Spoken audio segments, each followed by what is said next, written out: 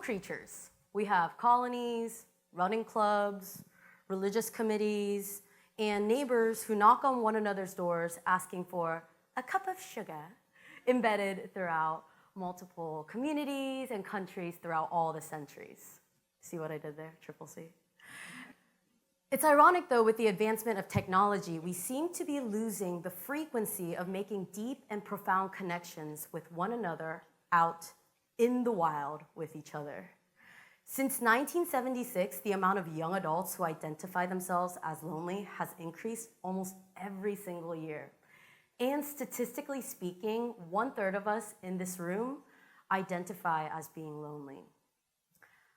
I, too, was part of that 33.3% of us in this room for the majority of my life.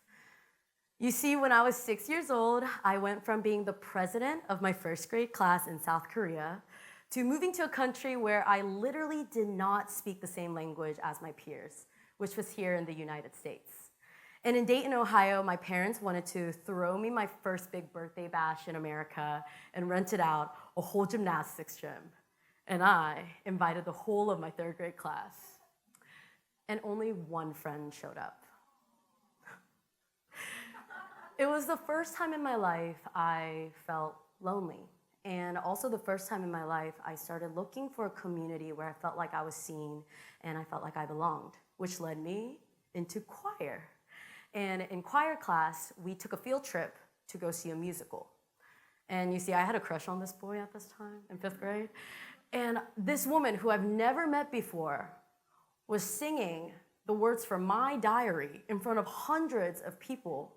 It was a woman named Glenda, as she sang those words, "I'm not that girl." Oh, thank you.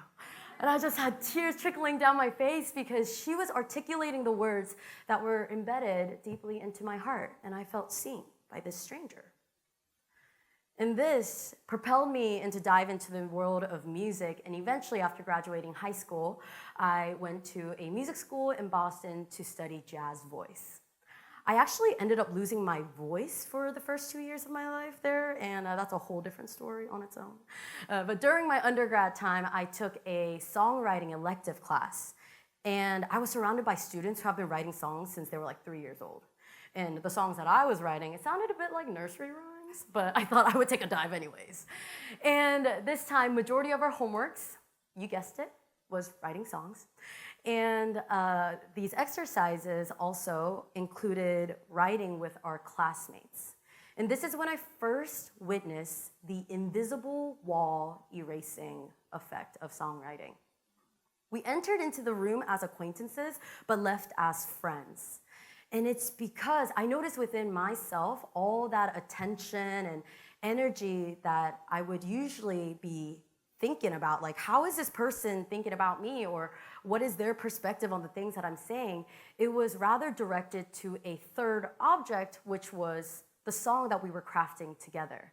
And to make the most honest art, it costed us our vulnerability, honesty, and sometimes even our weaknesses. And we dove into these conversations that we probably wouldn't have if we were just sipping on a cup of coffee together. And we were both there to craft this thing together, therefore, with the curiosity and mentality to truly hear and see one another. Fast forward, I graduated school a semester early with a music business degree, and I was bombarded with the questions that you have as a recent undergrad graduate of, what do I do with my life? And more importantly, what does it mean to be an adult?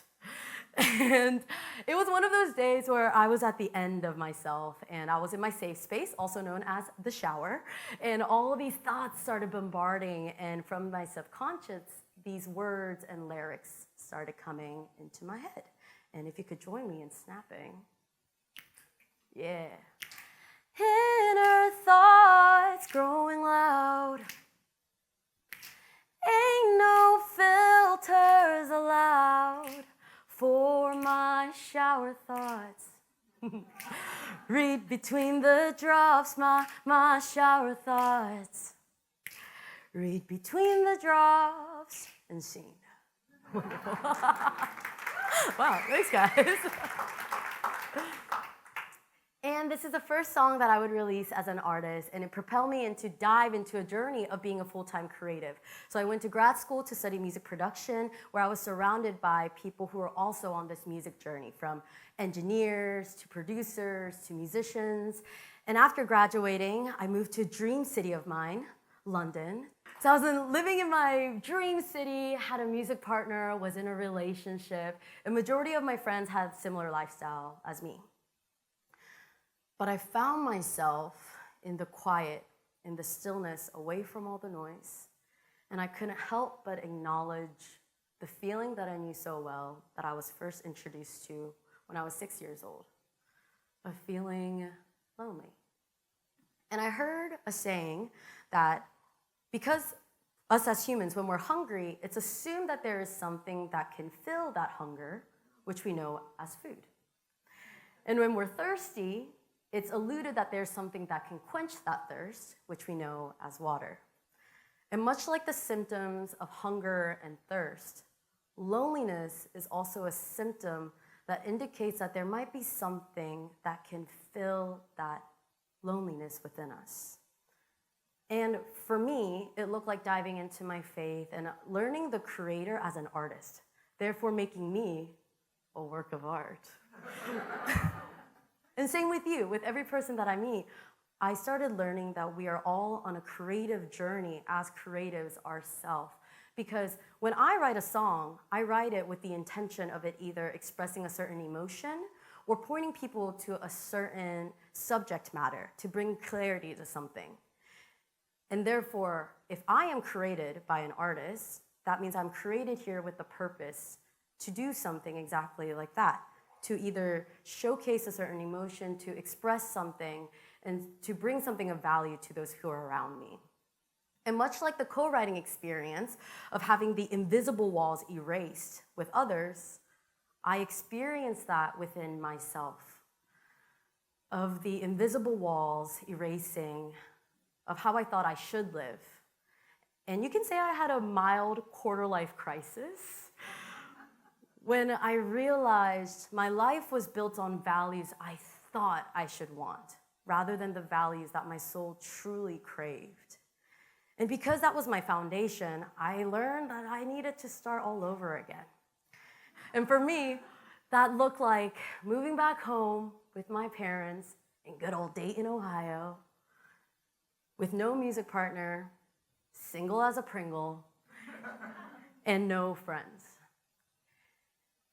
And in this moment, I decided to take the principles of songwriting into my own life, of diving into collaborations, specifically with unlikely collaborators, both in friends and in music.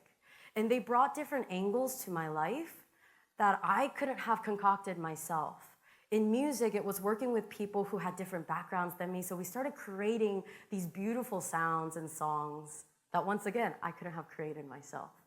And in friendships, I am so blessed to say that now I have friends who we challenge one another to erase those invisible walls by showing up as ourselves, paying the cost of honesty and vulnerability together. Because we're doing this thing called life, which is art, together. All of that being said, I would love it the other way, yes, us to write a song together at this moment. Are you guys down? Yeah, okay. I'd love to invite my friend Nathan up here. He'll be playing the guitar, and if we could have that lovely table, fantastic. Can a brave volunteer or soul share with us how a moment, either a moment that you felt seen or ways that you feel seen? Just a gentle raise of hand. And if someone could have a mic, perfect. It could be a sentence or 3 sentences, as you'd like. Booyah, right over there. Thank you. What's your name? Kevin. Cool. Hey, Kevin. I feel seen when I eat gelato.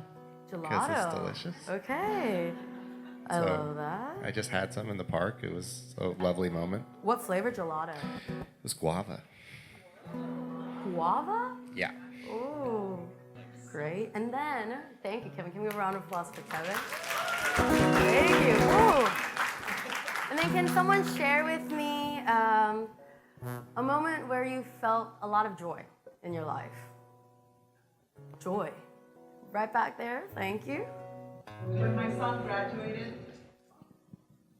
Oh, wait, when your son graduated? I know. That is so sweet. Right? Okay. Can someone tap us a tempo for Nathan?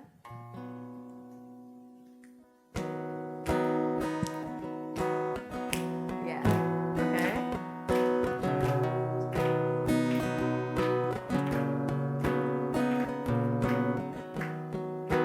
Eating gelato, bringing the memories that we had together. We're gonna sing that line again. Eating gelato, bringing the memories we had together. Sing do do do do do do do do do do do do.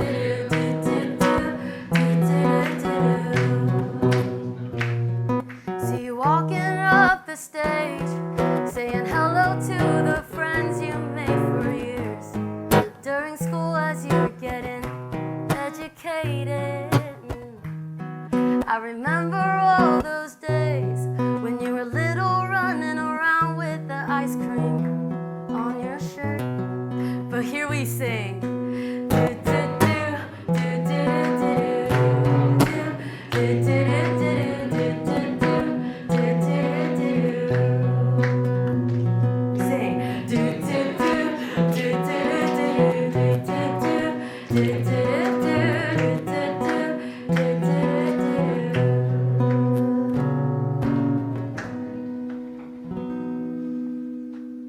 Let's eat gelato together. Thanks, guys. I don't know how we're gonna do with the percentage cut with the song, but you can officially say we kind of wrote a song together.